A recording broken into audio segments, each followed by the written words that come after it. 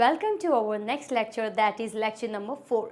Well, हम लोगों ने लेक्चर नंबर 3 में बहुत सारी चीज़ें डिटेल में पढ़ी। माइटोकॉन्ड्रिया पढ़ लिया, प्लास्टिड पढ़ लिया, everything we have learn. But आज के लेक्चर में हम जानने वाले हैं एक नया टॉपिक जो है हमारा एंडोप्लाज्मिक रेटिकुलम।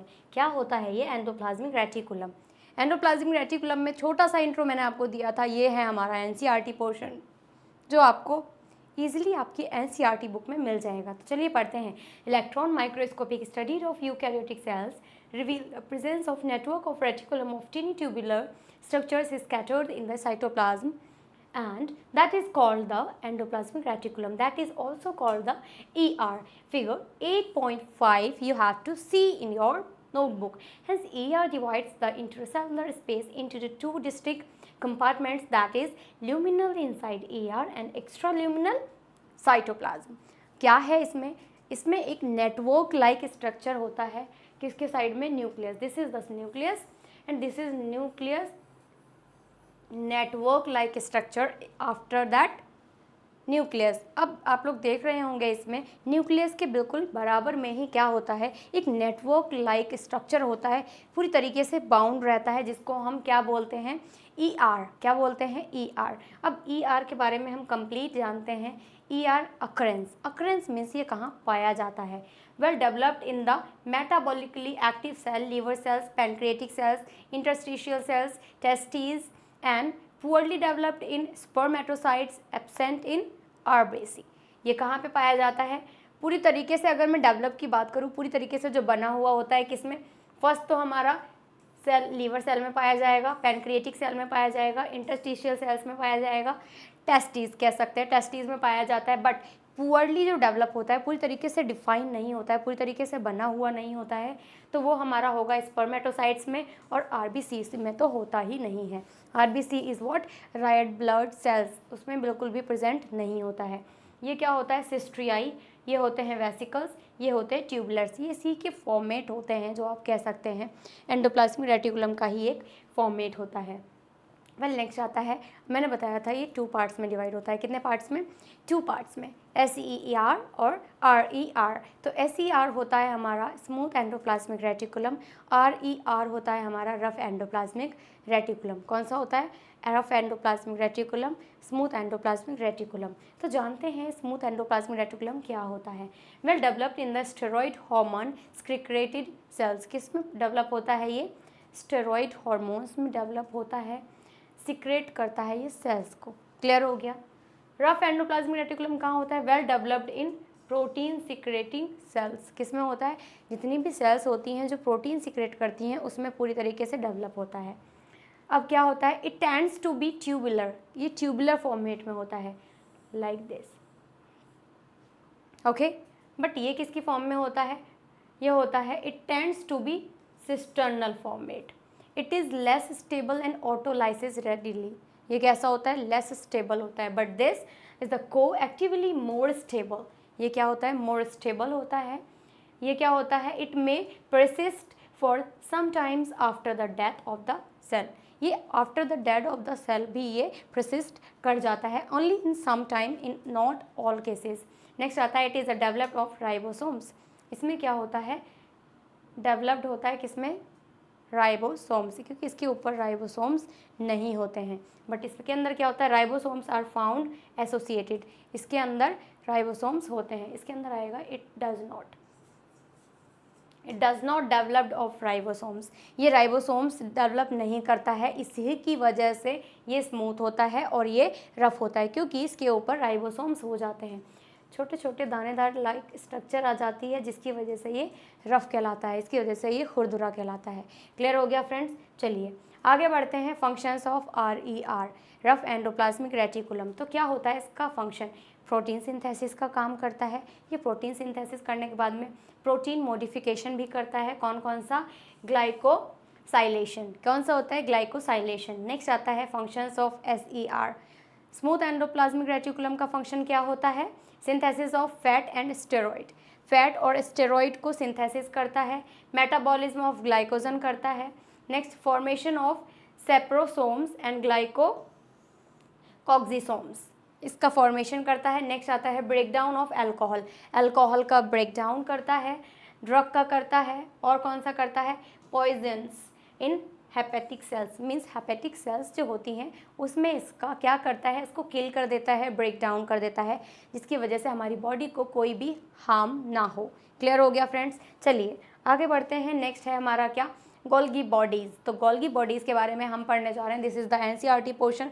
कैमिको गोल्गी एक साइंटिस्ट थे जिन्होंने अपने नाम पे इसका नाम गोल्गी बॉडीज़ रख दिया। लाइक मैं हो जाऊँ सलोनी द्विवेदी और मैं साइंटिस्ट बन जाऊँ सलोनी द्विवेदी, और मैं कुछ चीज़ की डिस्कवरी करूँ तो मैं उसका नाम उसी से रख दूँ, द्विवेदी या सलोनी, कुछ भी वजह से। तो इस वजह से इनका नाम जो था कैमिको गोल्गी था, जिन्होंने 1898 में फर्स्ट ऑब्जर्व किया था गोल्गी बॉडीज़ को, जिसकी वजह से इसका नाम भी इन्होंने गोल्गी बॉडीज़ ही रख दिया अपने ही नाम के ऊपर। Observe densely stained reticular structures near the nucleus. These were later named Golgi bodies after him. They consist of many flat discoid shape. इन्होंने इसको डिस्कवर किया था, देखा था कि जो हमारा स्टेन न्यूक्लियस होता है इसके बराबर में इन्होंने बहुत सारे स्टेन्स देखे थे। बाद में देखा इन्होंने कैसा था ये, after that they consist of many flat, बहुत ही पतले पतले भी थे, कुछ इस तरीके के थे। ये इस तरीके का पाया जाता है, ये होती है गोल्गी बॉडीज़। अब इसमें से कुछ फ्लैट भी थे, ये फ्लैट शेप में भी थे, डिस्क शेप में भी थे। डिस्क ये वाला हो जाएगा, फ्लैट ये कंप्लीट हो जाएगा। They are stated parallel to each other, ये क्या थे, एक दूसरे के parallel, like this is the parallel for this, and ये एक दूसरे के कैसे थे, पैरेलल थे। किसकी थे ये पैरेलल फॉर्मेट में थे। नंबर ऑफ सिस्ट्रियाई, एंड ये किसकी फॉर्म में थे हमारे, नंबर ऑफ सिस्ट्रियाई, इसको बोलते हैं सिस्ट्रियाई। is the present in Golgi complex. The Golgi complex are the discoid continuously arranged near the nucleus with a discoid convex होता है और सिस होता है। एक पार्ट होगा कॉन्वेक्स जो घुमा हुआ होगा, मीन्स ऐसा झुकाव होता है, तो सिस, और कॉन्केव जो झुकाव होगा। तो क्लियर हो गया फ्रेंड्स, यहाँ तक क्लियर है। चलिए आगे बढ़ते हैं, इसको हम कंप्लीट पढ़ते हैं। देखिए ये होता है हमारा कुछ इस तरीके का, यही मैंने आपको बताया था। ये छोटे छोटे से कभी कभी अलग हो जाते हैं, इन्हीं का मॉडिफिकेशन अगर हो जाए तो ये इस शेप के बन जाते हैं।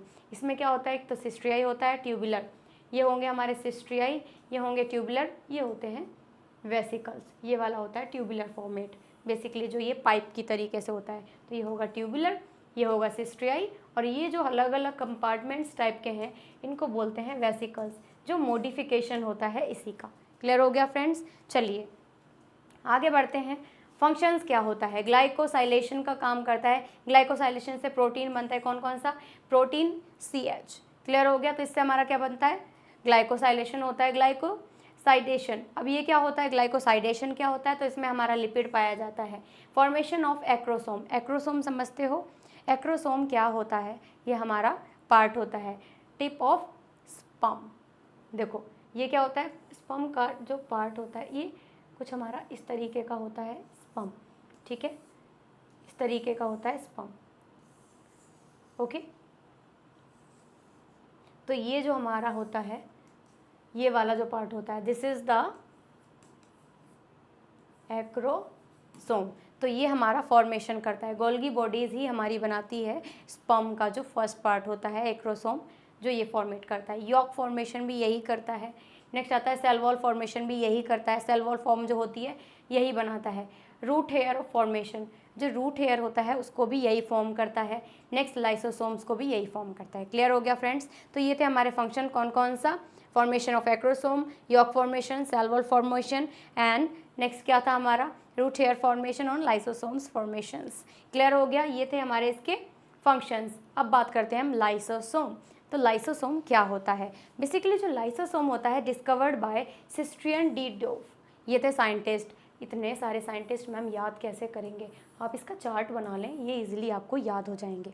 ओके चलिए, ये सिंगल मेम्ब्रेन होता है। डायमीटर कितना होता है, 0.2 0.8, कितना होता है, 0.2 0.8।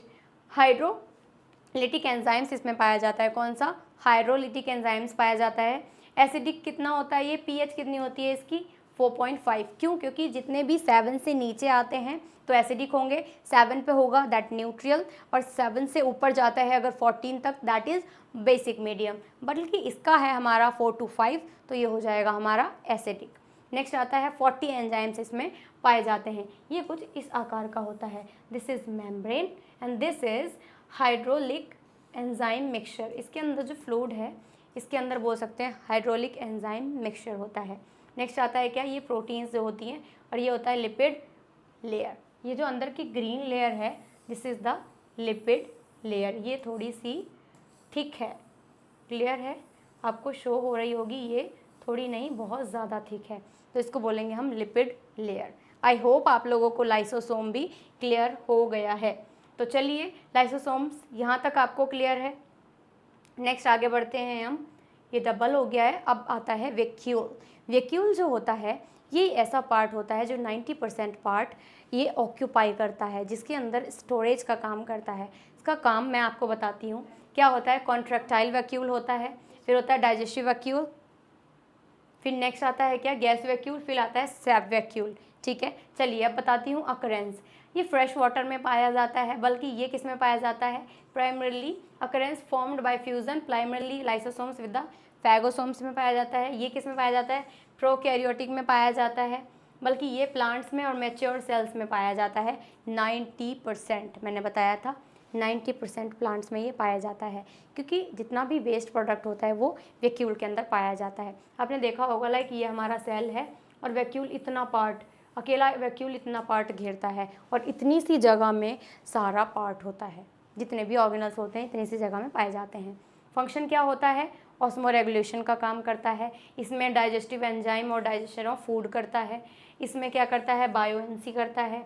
इसमें क्या आता है, मेम्ब्रेन टोनोप्लास्ट बनाता है, स्टोरेज ऑफ एमिनो एसिड्स करता है, शुगर और वेस्ट मटेरियल को भी ये क्या करता है, स्टोर करता है। मैंने यही बताया था कि इसका स्टोर करने का काम होता है। क्या क्या स्टोर करता है, पहले तो टोनोप्लास्ट और एमिनो एसिड्स को करेगा, शुगर को, वेस्ट मटेरियल को, सबको स्टोर करने का। अब जाहिर सी बात है, इतनी सारी चीज़ें स्टोर कर रहा है तो जाहिर सी बात है उसका आकार तो बड़ा होगा ही।